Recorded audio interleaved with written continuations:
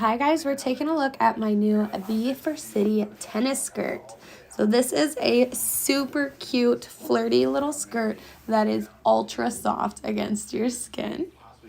It's got like multiple layers of ruffles too, which I feel like makes it just like super flirty and gives it great movement.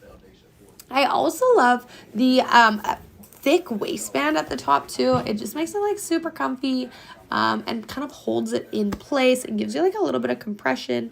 And as you can see here, obviously shorts underneath, mandatory for wearing this while you're playing tennis or if you're just out for a walk.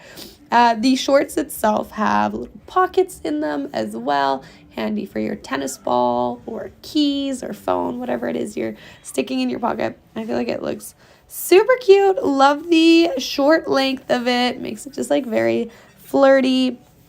I'm trying out the pockets a little bit. What else? Great for just like gym, walking, tennis, badminton, like whatever it is you plan to get up to in it. And the material of it is a super soft nylon, coming in at 84% nylon and 16% spandex. So lots of stretch there as well. If you visit the listing too, they have 4 colors in total. I'm obviously rocking the purple one here, but they also do some in some more kind of neutrally colors and works great. Definitely check it out.